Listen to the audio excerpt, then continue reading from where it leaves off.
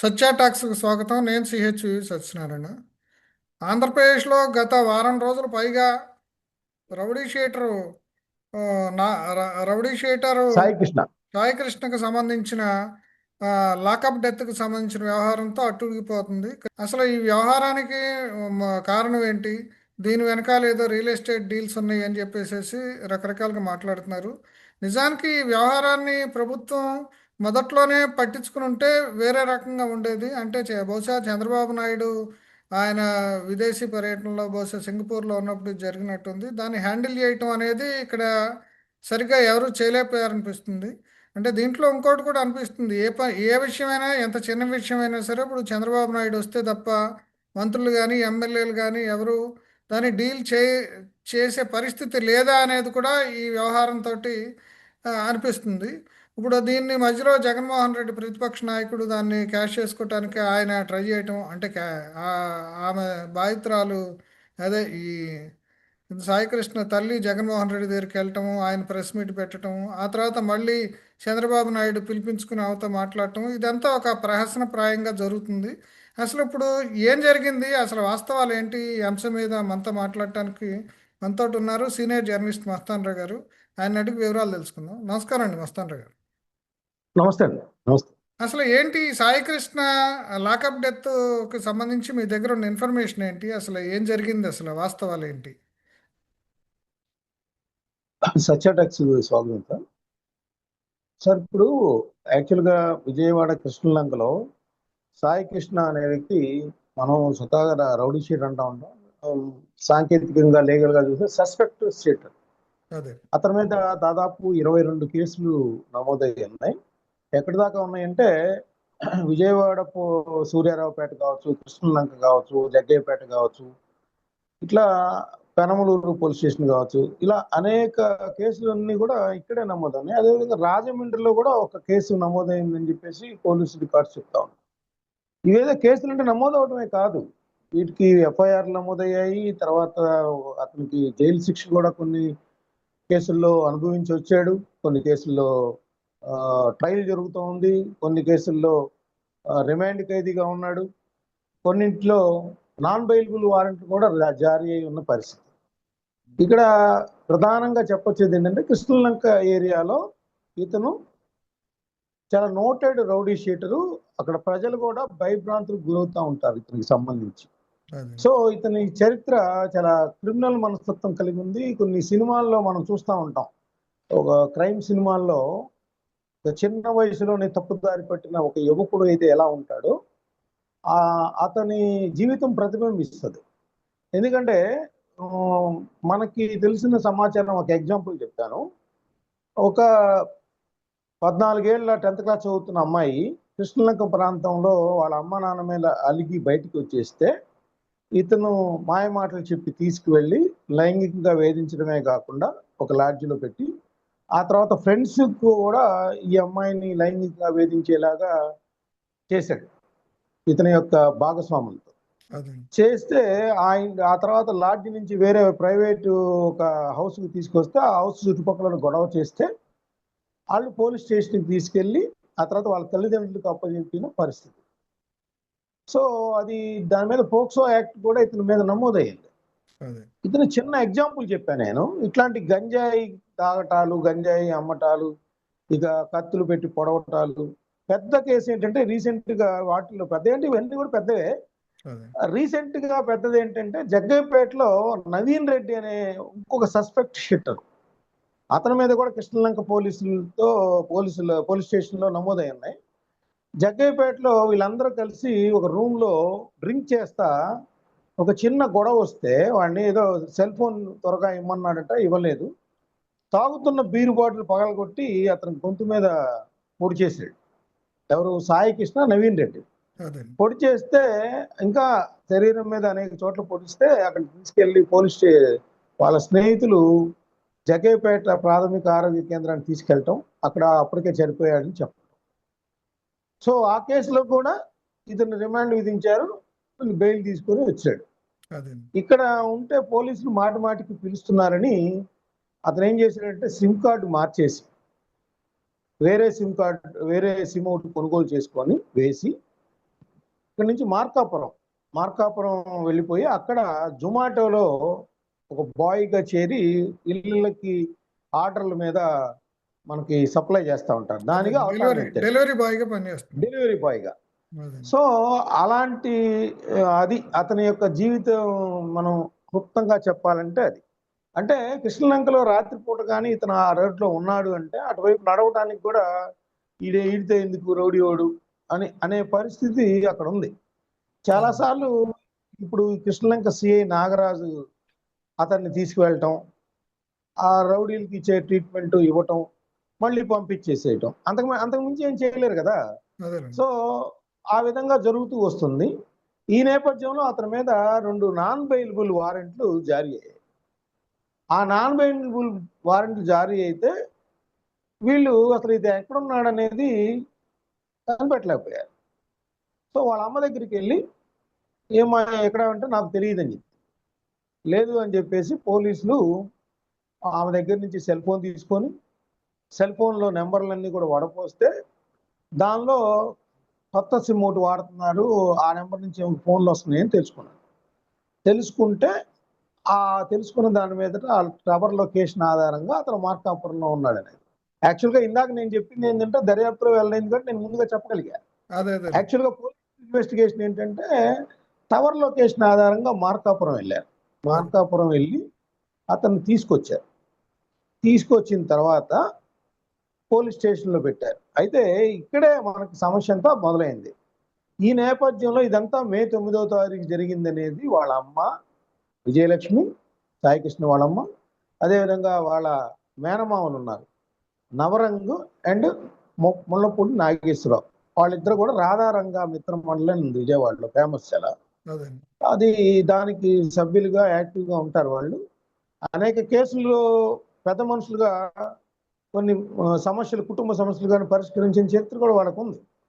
కానీ వాళ్ళ మేనల్లుడు ఈ విధంగా రౌడీయత్వంగా తిరగటానికి వాళ్ళకు కూడా తెలుసు. వాళ్ళు కూడా పలుసార్లు బెయిల్ తీసుకురావటం నానా తలకాయ నొప్పి అనుకుంటున్నారు. సో ఆ నేపథ్యంలో ఏంటంటే అసలు 4 రోజులు వీడు ఈసారి మనం తీసుకురావద్దు, 4 రోజులు 4 దెబ్బలు వేస్తే పోలీసులు అలా పడి ఉంటాడు అనేది కూడా ఆలోచించారు. సో అందుకనే ఒక 10 రోజుల పాటు వెళ్ళలేదు. కానీ ఆ సిఐ ఏంటంటే ఈ రౌడీల మీద ఉపేక్షించకూడదు రౌడీజాన్ అనేది కొంత అనుకున్నట్టున్నారు.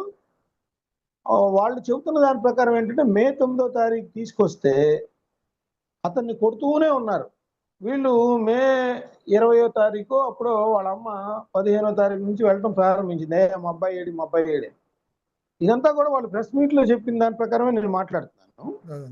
సో వెళ్తే ఉన్నాడులే పంపిస్తాంలే అని చెబుతున్నారంటే సిఐ గారు. ఏంది 15 రోజులైనా కూడా పంపించట్లేదు ఇంకా మాకని అనుకుంటా ఉంటే అక్కడ ఏం జరిగింది, ఆమెకు సమాచారం ఏమొచ్చిందంటే అదే స్టేషన్లో కొంతమంది నిందితుల్ని లాకప్లో పెట్టారు.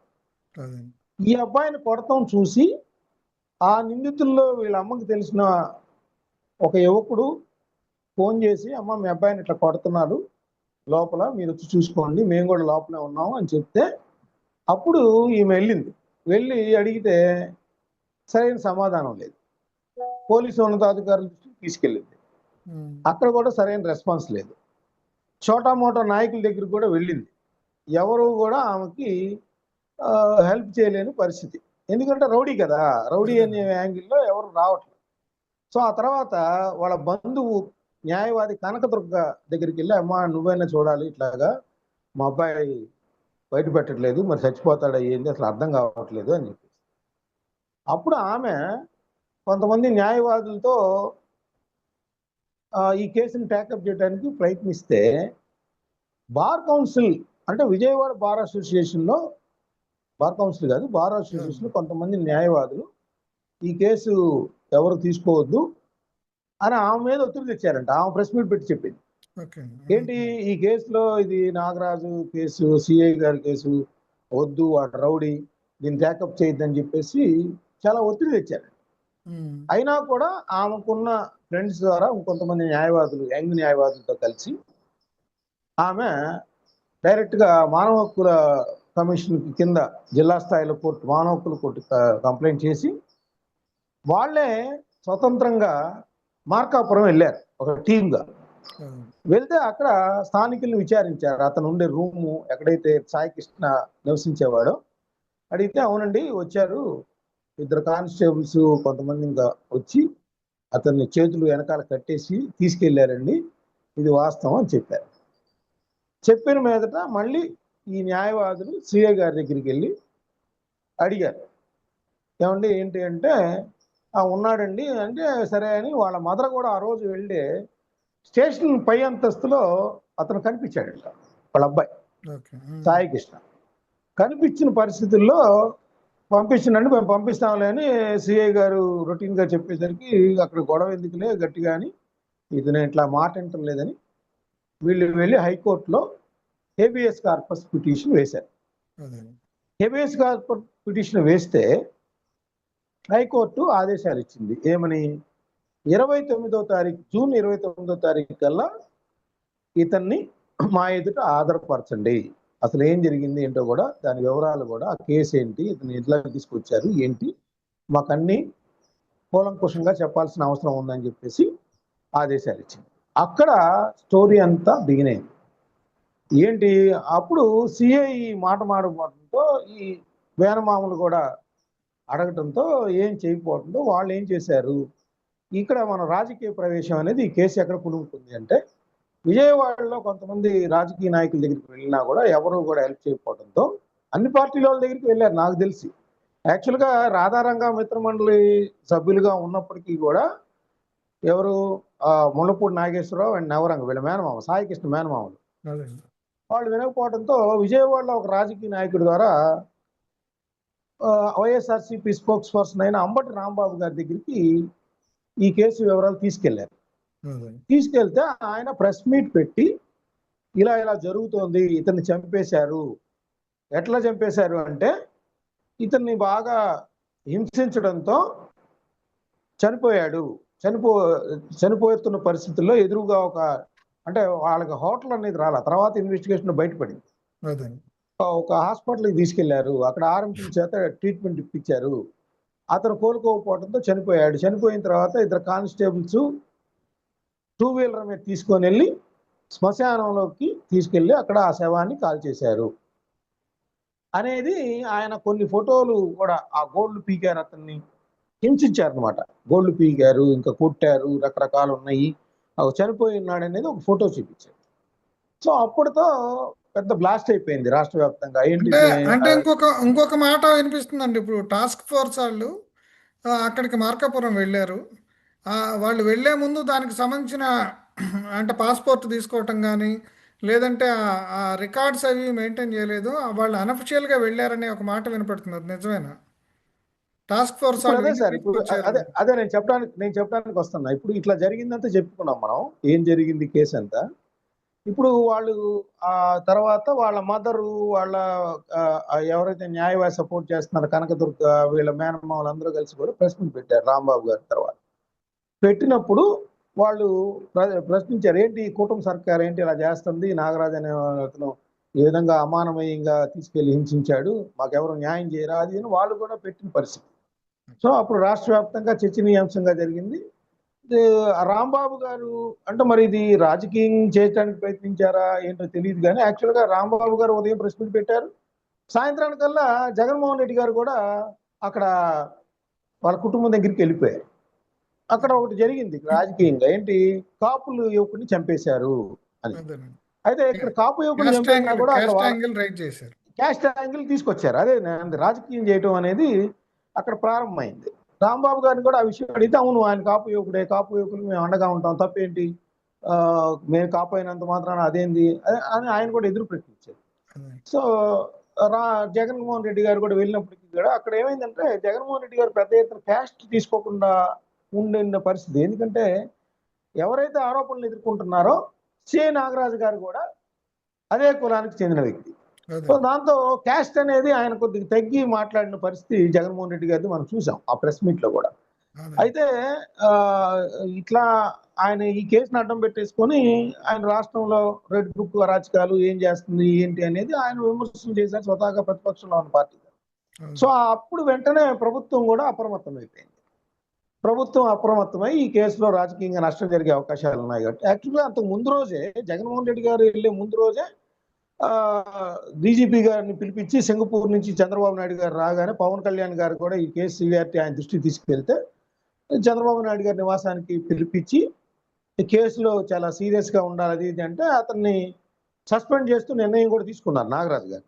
అదే అయితే నా జగన్మోహన్ రెడ్డి గారు ఎప్పుడైతే ఇంటికి వెళ్ళారో గవర్నమెంట్ కూటమి సర్కార్ అప్రమత్తమై వెంటనే చంద్రబాబు నాయుడు గారి ఇంటికి కూడా బాధితులను పిలిపించుకొని మేము మీకు అండగా ఉంటాం, ఎవరైతే మీ అబ్బాయి పట్ల అమానుషంగా వ్యవహరించి ఉంటే వాళ్ళని కఠినంగా శిక్షిస్తాం, దానిలో ఎటువంటి అనుమానం లేదు, మీరేం కోరుకుంటున్నారంటే మాకు సిట్ వేయాలి, ఎవరైతే స్టేషన్లో మా అబ్బాయిని చంపేందుకు చేశారని అనుకుంటున్నామో వాళ్ళందరికీ కూడా శిక్షలు పడాలి అని చెప్పేసి, అంటే అలాగే చేద్దాం, మీరు ఏ విధంగా కోరుకుంటున్నారో ఆ విధమైన న్యాయం మేము చేస్తాం, మీ కుటుంబానికి కూడా అండగా ఉంటాం, కఠిన శిక్షలు పడేలాగా మేము కేసును ఇన్వెస్టిగేట్ చేస్తామని ఆ రోజు రాజమండ్రి ఎస్పీ నరసింహ కిషోర్ గారిని దీనిలో దర్యాప్తుకి సంబంధించి ఒక నియామకం అనేది చేశారు. చేసిన పరిస్థితుల్లో ఆ తర్వాత ఇంకొక దర్యాప్తు అధికారిని కూడా అక్కడ ఒక ఏసీపీని కూడా పెట్టి వాళ్ళందరితో ఇప్పుడు దర్యాప్తు కొనసాగుతా ఉంది. ఈ కొనసాగుతున్న నేపథ్యంలో ఒక విమర్శ వచ్చింది వైఎస్ఆర్సీపీ నుంచి. ఏంటి అక్కడ చనిపోయిన దానిలో అసలు సిపి రాజశేఖర బాబు గారు కూడా సహకారం అందించారు నాగరాజు గారికి, కాబట్టి అసలు ఆయన ఏం చేస్తాడు ఎస్పీ కావచ్చు అంటే మళ్ళీ 2 రోజుల తర్వాత ఐజీ లెవెల్లో దాదాపు అంటే రాజశేఖర్ బాబుతో సమానంగా ఉండేలాగా రవిప్రకాష్ని కూడా ఒక సిట్ వేసి దానికి సిట్కి అధిపతిగా రవిప్రకాష్ గారిని నియమించడం జరిగింది. ఇప్పుడు వాళ్ళు బాధితుల ఇంటికి వెళ్తాం, ఎక్కడ కృష్ణలంక పోలీస్ స్టేషన్లో ఆ లాకప్ రూమ్లు పరిశీలించడం, ఎక్కడెక్కడైతే ఆరోపణలు వస్తున్నాయో అంటే అతని శవాన్ని తీసుకెళ్లారంటే ఆ కృష్ణలంక సమీపంలో ఉన్న ఆ శ్మశానానికి వెళ్ళి అక్కడ పేర్లు పరిశీలించడం, ఇవన్నీ కూడా జరుగుతూ ఉన్నాయి. దీనికి సంబంధించి కోర్టు కూడా ప్రాథమిక నివేదిక అందజేశారనేది కూడా వస్తూ ఉంది. ఇప్పుడు సమస్యల్లో ఏంటంటే ఆ ప్రాథమిక నివేదిక బయటికి వస్తే గానీ అసలు మీరు చెప్పారు, ఇప్పుడు ఇందాక ప్రస్తావించారు, అసలు ఈ కేసులో ఆధారితంగా తీసుకొచ్చారా, తీసుకొచ్చినప్పుడు పోలీస్ స్టేషన్ రికార్డ్స్ లో అడ్మిట్ చేశారా, ఎందుకంటే మే 9వ తారీఖు తీసుకొచ్చారంటున్నారు, ఆ రోజు తీసుకొచ్చినప్పుడు ఆ రోజు నుంచి మరి అడ్మిట్ అయి ఉంటే ఆ రోజే అడ్మిట్ కావాలి పోలీస్ స్టేషన్ రికార్డ్స్ లో. ఎందుకంటే ఇక్కడ కీలకమైంది ఏంటంటే సీసీటీవీ ఫుటేజ్. సుప్రీంకోర్టు ఆదేశాల మేరకు ఇటీవల కాలంలో అన్ని పోలీస్ స్టేషన్స్ లో సీసీటీవీని ఏర్పాటు చేయడం జరిగింది. సో నిజంగా సాయికృష్ణ తీసుకొని వచ్చి ఉంటే ఆ రోజు ఖచ్చితంగా సీసీటీవీలో నమోదై ఉంటది, మళ్ళీ బయటికి తీసుకెళ్తున్నా కూడా నమోదై ఉంటది. సో అదేవిధంగా ఇప్పుడు శ్మశానంలో కూడా అతను చంపేశారనేది కనుక వాస్తవం అయింటే అక్కడ కూడా మరి అడ్మిట్ అయి ఉండాలి, రికార్డ్స్ లో అడ్మిట్ అయి ఉండాలి. లేదా నాగరాజు లేదా హై హ్యాండెడ్గా వ్యవహరించి పోలీసులకు వేరే విధమైన సలహాలు ఇచ్చి సాక్ష్యాలను లేకుండా చేయడానికి అతను వయసు మార్చారా ఇంకేంటా అనేది కూడా అంటే దర్యాప్తులో. అంటే ఇప్పటి వరకు మీడియాలో వస్తున్నట్లు చాలా నాటకీయ పరిణామాలు. అంటే ఇతని బాడీని తీసుకెళ్లి బస్ స్టాండ్లో పడేసి అదేదో అనాథ శవం కింద చూపించి దాన్ని తీసుకెళ్ళి అక్కడ ఆపరేటర్ తోటి స్వర్గపూర్లో దాన్ని ఖననం చేయించారనేది ఒకటి వస్తుంది. అసలు అట్లా చేసినప్పుడు అనాథ శవం అయినప్పుడు కూడా దాన్ని ఫోటో తీయటము, దాన్ని పోస్ట్ మార్టం చేయటము, ఈ ప్రొసీజర్ ఉంటుంది కదా. ఈ ప్రొసీజర్ పోలీసులు తప్పించుకోగలరా? అంటే తప్పించుకుని చేస్తారంటారా అంత ధైర్యంగా? అంటే వాళ్ళకి కూడా రిస్కే ఇక్కడ కదా. ఒక విషయం చెప్తాను సార్, నేను 2 నిమిషాలు వివరించాలి. బయట సోషల్ మీడియాలో కానీ కొన్ని ఛానల్స్ లో కానీ ఇది రాజకీయ రంగు పులుముకున్న తర్వాత రకరకాల విన్యాసాలు దీనిలో కనిపిస్తాం. అదే ఏం చెప్పానంటే ఇప్పుడు జడ శ్రావణ కుమార్ ఉన్నారు, ఆయన ఒక ప్రెస్ మీట్ పెట్టి ఆయన ఒక కథనం చెప్పారు. ఒక ఆ స్టోరీ కథనం ఎంత వాస్తవం అనేది పోలీస్ ఇన్వెస్టిగేషన్ తేలాలి. అదే ఏంటి, కృష్ణలంక పోలీస్ స్టేషన్ తీసుకొచ్చిన తర్వాత అతన్ని బందర్ రోడ్ లో ఒక రూమ్, ఒక హోటల్లో రూమ్ తీసుకొని 302 నెంబర్ కూడా చెప్పాడు ఆయన. ఆ రూమ్ లో ఇతన్ని బాగా హింసిస్తా ఉంటే అక్కడ గోళ్లు పీకటం లేకపోతే అతన్ని కిడ్నీలు సైడ్ కొట్టడం అవన్నీ చేస్తే అతను చనిపోయాడు. అదే అతను చనిపోయిన నేపథ్యంలో తీసుకెళ్లి బస్ స్టాండ్ సమీపంలోని ఒక ప్లాట్ఫామ్ మీద పడేశారు. పడేసిన తర్వాత అది అనాథ శవంగా యాక్చువల్గా మున్సిపాలిటీకి కూడా తెలియజేయాలి. అదే అలా తెలియజేసిన తర్వాత దాన్ని ఎమ్మటనే ఒక 24 అవర్స్ గడవక ముందే, ఎందుకంటే కృష్ణలంక పోలీస్ స్టేషన్ జ్యూరిడిక్షన్ లోనే పడేశారనేది జడ శ్రావణ్ కుమార్ గారు చెప్పిన అదే ఆరోపణ. సో అక్కడి నుంచి శ్మశానానికి తీసుకెళ్తే శ్మశానంలో అతను అబ్జెక్ట్ చేశాడని, ఎవరైతే శ్మశానంలో వర్కర్ ఉంటాడో ఆ ఆపరేటర్. వర్కర్ అబ్జెక్ట్ చేసినా కూడా కొంత ప్రెజర్ తెచ్చి దాన్ని క్రిమేషన్ చేయించారు, తగలబెట్టి చేశారు అనేది ఆయన చెప్పిన ఆరోపణ. అదే సో ఇంకోటి ఏంటి ఆరోపణ, దీని కోట్ల 25 కోట్ల రూపాయలు స్థలం సంబంధించిన ఏదో సెటిల్మెంట్ జరిగిందని, ఆ సెటిల్మెంట్ భాగంగా సిఐ గారు చంపేశారని రకరకాలు చెప్తా ఉన్నారు. అయితే నాకు తెలిసి సాయి కృష్ణ జీవిత చరిత్ర ఎన్ని చూసినప్పుడు సాయి కృష్ణకి 25 కోట్ల స్థలాలు సెటిల్మెంట్ చేసేంత స్థాయి లేదు. అతని జీవితం లైఫ్ స్టైల్ కానీ లేదంటే వాళ్ళ అమ్మను చూసినా కూడా అంత స్థాయి సీన్ లేదనిపిస్తుంది. మామూలుగా మనం పరిభాషలో చెప్పాలంటే అంత సీన్ లేదు. అదే కాకపోతే రాజకీయాలు చొప్పించినప్పుడు ఏంటంటే దీన్ని ఏదో ఫ్లేరప్ చేసి ఈ కోర్టుల వెనకాల ఎవరో పెద్ద రాజకీయ నాయకులు ఉన్నారని అదని ఇదని, ఎందుకంటే ఈ విషయాలు ఎక్కడ కూడా వాళ్ళ మేనమామ కానీ తల్లి కానీ చెప్పలా. అదే మేమేదో బతుకుతాము, మా స్థాయి ఎంత, మా బతికెంత, మేము నిరుపేదగా ఉన్నాము, ఉంటే తింటాం లేకపోతే మేల కూడా పడుకుంటాం అనే స్థాయి. 25 కోట్లు స్థలాలు సెటిల్మెంట్ చేసే స్థాయి కాదు, అతను అంత సీను లేదు. కాకపోతే ఏంటంటే రాజకీయాలు వచ్చినప్పుడు, సోషల్ మీడియా వచ్చినప్పుడు 25 కోట్లు కాబట్టి 100 కోట్లు డీల్ కూడా అనుకోవచ్చు. నేను ఎక్కడ చూసాను నాగరాజు గారు 100 కోట్లు స్వాధీనం అనేసారు. అదే దీనికి అంతు పొంతు లేకుండా పోతుంది సోషల్ మీడియాకి సంబంధించి. సో అంటే వాస్తవాలన్నీ క్రైమ్ రిపోర్టింగ్ ఇంతకుముందు నిర్దిష్టంగా ఉండేది. ఇప్పుడు విజయవాడలో కూడా మనం ఎస్, చాలా ఎన్కౌంటర్లు చూసాము. ఆ పౌర అవును. హక్కుల వాళ్ళు వాళ్ళందరూ లాయర్స్ అందరూ కూడా వచ్చేవాళ్ళు. వాళ్ళు ఎందుకు సార్, కూడా ఎందుకు నాకు గుర్తుండి 2003లో ఎన్కౌంటర్ మీకు అక్కడ అదే చెబుతున్నా, ఆయన సురేంద్ర గుంటూరు, బాబు గారు ఇన్వాల్వ్ అయి ఉంటే ఇక్కడ సురేంద్ర గారు బాబు, కూడా అక్కడేమో ఆయన కృష్ణ, ఆయన ఎవరు, ఆంజనేయులు. విఎస్ఆర్ ఆంజనేయులు గారు. ఆంజనేయులు అటుపక్కన ఆ, ఉండి ఇద్దరు ఆడుకునేవాళ్ళు. అవును, అది మనందరికీ తెలిసిన గుంటూరులో విషయం. ఉన్నారు. గుంటూరులో విఎస్ఆర్ ఆంజనేయులు గారు ఉండేవారు, సురేంద్ర పిఎస్ఆర్ బాబు గారు అక్కడ ఉన్నారు. అక్కడ పోలీస్ స్టేషన్ లో జ్యుడిషియల్ కస్టడీలో ఉన్న వ్యక్తిని ప్రశ్నిస్తున్నంగా అతను ఎదురు తిరిగితే చంపేశాము అనేది అక్కడ ఎలిగేషన్. జ్యుడిషియల్ కస్టడీలో ఉంటే ప్రశ్నించడానికి అవకాశం లేదు, అలా ఎందుకు చేశారు అని కోర్టు అడిగితే సురేంద్ర బాబు గారు కూడా లొంగిపోవాల్సి వచ్చింది మిగతా కానిస్టేబుల్స్ ఎస్ఐతో పాటు. సో అంటే అక్కడ అప్పుడు జరిగింది అదే ఆ కాదు. కేసుల్లో కాస్త నిర్దిష్టంగా కొంత ఆ పిక్చర్ అసలు ఏం జరిగింది ఏంటి అనేది క్లారిటీ ఉంది. అవును, కానీ ఇప్పుడు ఇక్కడికి వచ్చేదానికి అసలు ఎవరికి ఏం అర్థం కావట్లేదు. ఇప్పుడు జగన్ మొన్న ఆయన ప్రెస్ మీట్ పెట్టి మాట్లాడాడు, కానీ ఇప్పుడు నిజానికి ఈ వైఎస్ఆర్సీపీ కానీ జగన్ కానీ వాళ్ళు కూడా కొంత తగ్గినట్టు కనిపిస్తుంది. అంటే ఇప్పుడు గవర్నమెంట్ ఇప్పుడు కోర్టుకి చెప్పాలి సార్ కాబట్టి ఇప్పుడు హేబియస్ కార్పస్ జగన్ గురించి గారి గవర్నమెంట్ వైఖరి కూడా స్పీడ్ అయినట్టు కనిపిస్తుంది. జగన్ గారు వైఖరి కూడా ఏంటంటే ఆయన ఉన్నప్పుడు ఒక రకంగా, ఇప్పుడు కస్టోడియల్ టార్చర్ అన్నప్పుడు రఘురామకృష్ణరాజు గారు కూడా కస్టోడియల్ టార్చరే. కాదంబరి జత్వాని అని ఒక సినీ నటికి సంబంధించిన ఆమెది కూడా కస్టోడియల్ టార్చరే. కరెక్టే, ఆ కానీ కేసులో దాన్ని పెద్ద కంపేర్ పోలీస్ చేయలేం కదా. అధికారుల్ని, అప్పుడు అంటే ఏ కేసుకి అంటే ఆ కాదండి, కేసుకి వాళ్ళు చనిపోలేదు, వీళ్ళు చనిపోయారు. కోర్టు కామెంట్స్ చూసినా ఎక్కడా కూడా అలాంటివే వస్తాయి. ఎందుకంటే ఆ కేసుల్లో ఎవరైతే ఆరోపణలు ఎదుర్కొంటున్న వ్యక్తులు చనిపోలేదు, కానీ కస్టోడియల్ టార్చర్ జరిగింది కదా. అదే ఐపీఎస్ అధికారులు 3 సస్పెండ్ అయ్యారు కదా. అదే అదేవిధంగా అసలు ఒక కేసులో అయితే జగన్మోహన్ రెడ్డి గారు కూడా నిందితులుగా ఉన్నారు. అదే రఘురామకృష్ణరాజు గారి కేసులో గుంటూరు నగరపాలెం పోలీస్ స్టేషన్ లో ఆయన, సునీల్ కుమార్, విజయపాల్ వీళ్ళందరూ కూడా ఆయన్ని చూస్తుండగా, కొడుతుండగా, అంటే కస్టోడియల్ టార్చర్ చేస్తుండగా జగన్ గారికి చూపించారు అనేది రఘురామకృష్ణరాజు గారి ఆరోపణ వీడియో కాల్లో. అదేనండి. సో నేననేది ఏంటంటే అసలు ఏ కస్టోడియల్ టార్చర్ అయినా చేయటానికి ఎవరికి హక్కు లేదు. రాజ్యాంగం ప్రకారం, చట్టం ప్రకారం మీరు కోర్టులో అటెండ్ చేయించాలి 24 గంటల లోపల. అది నాగరాజు గారు ఏ విధంగా చేశారు, సాయి కృష్ణ ఆ విధంగా జరుగుతుంటే ఖచ్చితంగా తప్పే. దానికి అందరూ శిక్షార్హులు ఎవరైతే చేశారో, ఎవరైతే ఇప్పుడు ఐపీఎస్ అధికారులు కాంతి రాణా కావచ్చు, విశాల్ గున్ని కావచ్చు, పిఎస్ఆర్ ఆంజనేయులు గారు కావచ్చు, సునీల్ కుమార్ గారు కావచ్చు ఆరోపణలు ఎదుర్కొంటున్నారు. అదే విధమైన ఆరోపణలు నాగరాజు గారు కూడా వాటి నుంచి బయటపడాల్సిన అవసరం ఉంది. నిజంగా అతను సాయి కృష్ణని ఆ విధంగా టార్చర్ చేస్తే 3rd డిగ్రీ మ్యాటర్స్. అసలు గోల్డ్ లాగడం ఏంటండి? గోల్డ్ ఎలా లాగుతారు? అదేమన్నా మధ్యయుగాల కాలం నాటిదా? రాజుల కాలంలో ప్రత్యర్థి రాజులు చంపడానికి తలకాయ నరకటాలు, గోల్డ్ పేకటాలు ఇవాళ చూసాం.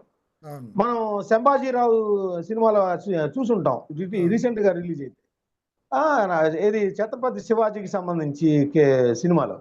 సో నేననేది ఏంటంటే ఆ విధంగా చేయటం ఈ రోజుల్లో ఇంత డిజిటల్ యుగంలోకి వెళ్తా ఉంటే ఇంకా గోల్డ్ లాగే పరిస్థితుల్లో బ్రూటల్ గా చేయటం అనేది చాలా తప్పు చేసి ఉంటే కనుక. సో నాకు తెలిసి ఏంటంటే ఆ సాయికృష్ణ ఏదైతే జరుగుతున్న తతంగం అంతా మనం చూస్తే నిజంగా కేసులు అతన్ని అక్కడి నుంచి మాయం చేయడానికి ఆ విధంగా చేశారా అనిపిస్తుంది. ఇప్పుడు ఇదంతా ఏంటంటే సీసీటీవీ ఫుటేజీ, కేసు అతను అడ్మిట్ చేశాడా లేదా, దీనిలో ఏసీపీ దృష్టికి తీసుకెళ్లారా? ఎందుకంటే నెల రోజుల పాటు ఇదంతా కృష్ణలంక పోలీసులు జరుగుతుంటే అదే కన్సల్ట్ ఏసీపీ కూడా అప్పుడప్పుడు చెకింగ్ కి వెళ్తారు కదా స్టేషన్స్. ఏసీపీ సిపి అంటే కాదు, ఇప్పుడు విజయవాడ మహానగరంలో ఏసీపీ సిపి వీళ్ళందరూ కూడా ఈ మధ్యకాలంలో చాలా యాక్టివ్గా ఉన్నారు. ఇప్పుడు అయితే ఇప్పుడు నాకు అనిపించేది ఏంటంటే, ఇప్పుడు ఎవరు కూడా ఇప్పుడు చంద్రబాబు నాయుడు ఆయన సీఎం వచ్చి డైరెక్ట్గా ఆయన ఇన్వాల్వ్ అయ్యి ఇప్పుడు ఇదంతా ఆయన వచ్చాక కదిలింది, కానీ అసలు ముందు ఎందుకు వీళ్ళు ఎవరు కూడా ఎవరి పని వాళ్ళు చేయాలి కదా. ఇప్పుడు వాళ్ళకి ఇది జరిగింది అన్నప్పుడు అంటే పాలసీ పెరాలసిస్ అనేది రాష్ట్రంలో ఇప్పుడు ఏర్పడింది. అంటే ఏ పని అయినా సరే ఇప్పుడు చంద్రబాబు నాయుడు చూసుకుంటాడు, మనకు సంబంధం లేదు అంటే డబ్బులు వచ్చే పనులు తప్ప. ఇటీవల కాలంలో ఎమ్మెల్యేలు వాళ్ళు కూడా పోలీస్ స్టేషన్లో వాళ్ళ జోక్యం పెరిగిందని చెప్పేసి ఇవన్నీ వస్తున్నాయి. అంటే ఇవన్నీ జగన్మోహన్ రెడ్డి కాలంలో ఇంతకంటే పరాకాష్ఠకు చేరింది, కానీ తెలుగుదేశం వచ్చాక పరిస్థితి కొంత ఆర్డర్లోకి వస్తుంది. చంద్రబాబు నాయుడు ఆయన ఒక గుడ్ అడ్మినిస్ట్రేటర్, ఆయన ఇటువంటి పనులకి వ్యతిరేకం కాబట్టి అని అనుకున్నారు. కానీ అడ్మినిస్ట్రేషన్లో ఒక పెరాలసిస్ కనిపిస్తుంది. ఎందుకంటే చంద్రబాబు నాయుడు దగ్గరికి ఆమె వచ్చేదాకా ఇప్పుడు మీరు చెప్పిన చర్యలు ఏవి కూడా ఎవరు తీసుకోలేదు. అంటే ఇవి అంటే హోమ్ మినిస్టర్ ఉన్నారు, ఆ, లేదంటే ఈ మిగతా వాళ్ళు ఉన్నారు. అసలు చంద్రబాబు నాయుడు సింగపూర్లో ఉన్నా సరే ఆయనతో మాట్లాడవచ్చు రెగ్యులర్గా, ఇవన్నీ చేయొచ్చు కదా. అంటే ప్రభుత్వానికి అప్రతిష్ట వస్తుంది అనే విషయం ఇది కొత్త కాదు. గతంలో కూడా ఇట్లా ఎన్కౌంటర్లు జరిగినప్పుడు లేదంటే లాకప్ డెత్లు జరిగినప్పుడు ప్రభుత్వానికి చాలా ఇబ్బంది అయింది.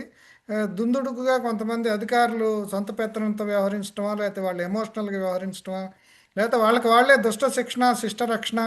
అంటే మన డెమోక్రసీలో నిజానికి సాయికృష్ణ లాంటి ఇక ఎలిమినేట్ చేయటం తప్ప ఇంకా పనికిరాడు మన వ్యవస్థలో. ఏమయ్యా ఇప్పుడు మీ మీదకి వస్తాడు రేపు, ఆ పోలీసులు అనేది అదే కదా, రేపు మీ ఇంటికి వచ్చి దాడి చేస్తాడు, అవును. అప్పుడు మళ్ళీ మీరు మాకే కంప్లైంట్ చేస్తారు. అక్కడే కాదు, ఒక్క నిమిషం ఇట్లాంటి అడ్డు ప్రశ్నలు వస్తున్నాను సార్. వస్తాయి. బుడ్డ నిజంగా సంతన విషయంలో కూడా ఆ, అంతే వచ్చింది. అంటే ఎందుకని ఆ నిజంగా పాలసీ పెరాలసిస్ అంటాను నేను. అంటే ఆయన వచ్చి జోక్యం చేసుకునేదాకా వ్యవస్థ కరెక్టే. ఎందుకు ఇప్పుడు పనిచేయట్లేదు. ఇప్పుడు ఏం జరుగుతుంది చూడండి, నాగరాజుకి మద్దతుగా ర్యాలీ చేస్తున్నారు ఉమ్, ప్రజలు, కృష్ణలంక ప్రజలు. మా ప్రశాంత వాతావరణానికి ఆయనే కారణం, సాయి కృష్ణ లాంటి వాడు చనిపోతే ఏంటి, అది చేస్తే ఇన్వెస్టిగేట్ చేయండి, కానీ ఆయన్ని మాత్రం శిక్షించడానికి లేదనేది ప్రజల నుంచి మద్దతు వస్తా ఉంది. సార్ అది జనసేన వాళ్ళు చేస్తున్నారా, కూటమి సర్కార్ చేస్తుందా అనేది తర్వాత బయటకు వచ్చి చెబుతున్నారు కదా, ఆ, మీడియా ముందు బయటకు చేస్తున్నారు. వచ్చి గతంలో బహిరంగంగా కూడా చెప్తా ఉన్నారు. సురేంద్ర బాబుని ట్రాన్స్ఫర్ చేసినప్పుడు కూడా అట్లాగే జరిగింది.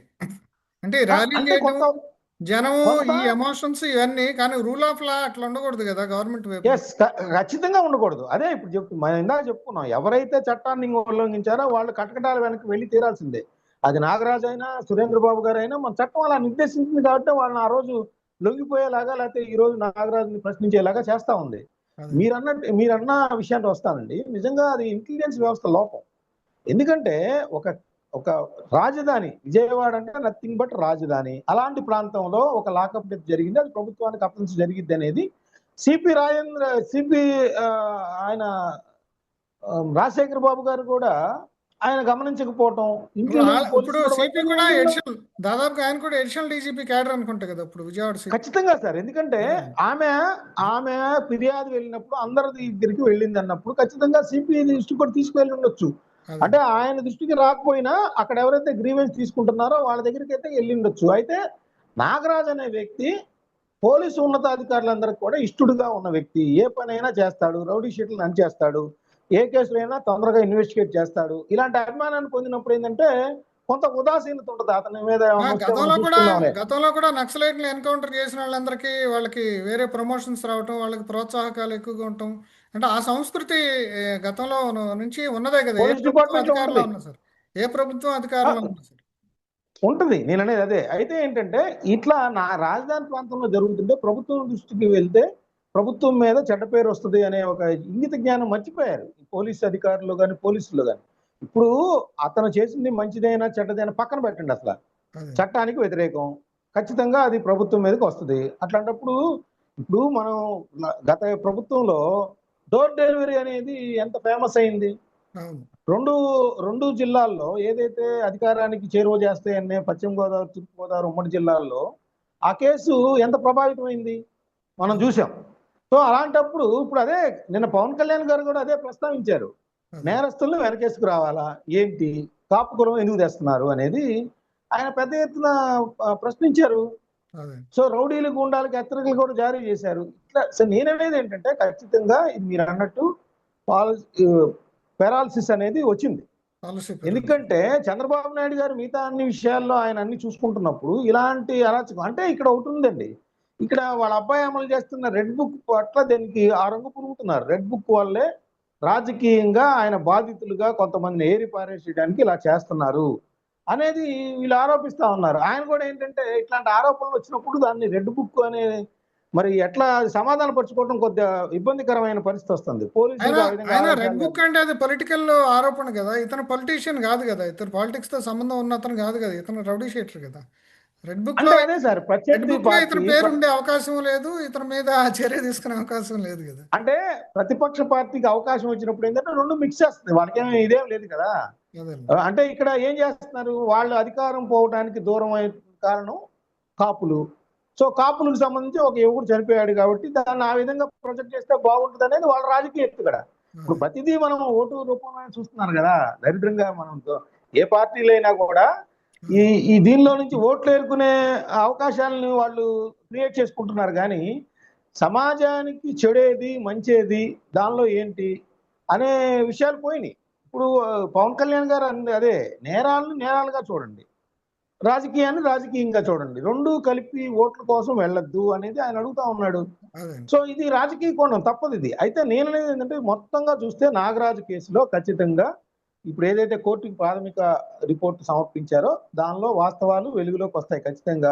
సీసీటీవీ ఫుటేజ్ ఏంటి, కేసు అడ్మిట్ చేశారా లేదా, టార్చర్ జరిగిందా లేదా, ఏ విధంగా థర్డ్ డిగ్రీ ఉపయోగించారు ఏంటి, నిజంగా శ్మశానంలో అనాథశవంగా కాల్ చేశారా, కాల్ చేస్తే ఆ బూడిద ఏం చేశారు, ఇవన్నీ కూడా చాలా పెద్ద ఎత్తున ఆసక్తికరంగా చరిత్రలో నిలిచిపోయే కేసు ఇది.